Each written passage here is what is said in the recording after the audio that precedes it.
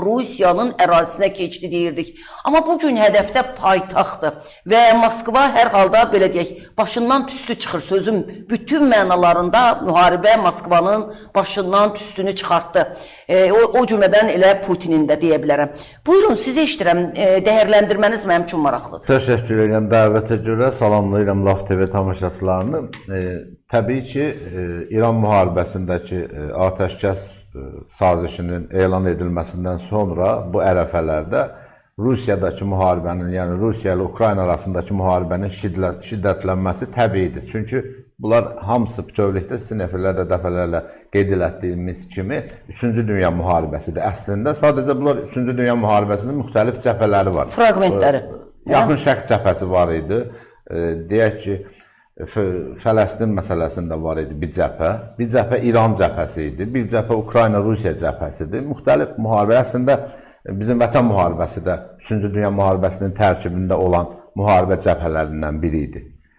Bugün təbii ki, Rusiya-Ukrayna arasında gedən müharibənin şiddətlənməsi və artıq Rusiya ərazisinə, Moskvaya hətta neftarımə zavodlarına və s.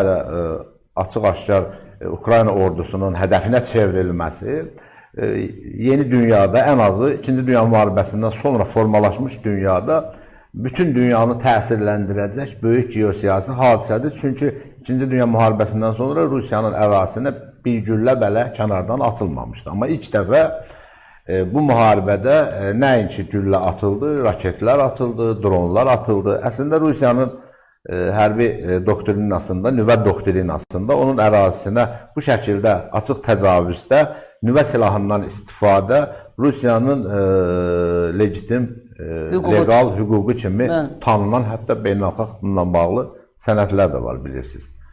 Amma müharibədə tam fərqli situasiyanı biz artıq müşahidə edirik.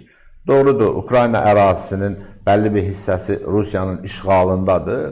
Amma müharibə təkcə Rusiya ilə Ukrayna arasında elan olunduğu kimi denasifikasiya və demilitarizasiya, yəni milliyyətçilərdən təmizlənmə və silahsızlaşdırma məqsədi ilə aparılmır. Müharibənin bu 3-cü Dünya müharibəsinin elan edilən səbəbləri var, elan edilməyən səbəbləri var və ya yalandan elan edilən səbəbləri var, əsl niyyətlər var.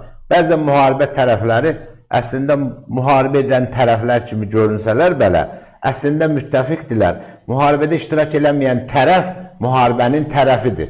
Kimin timsalında? Çinin timsalında. Çin heç bir ölkə ilə müharibədə deyil.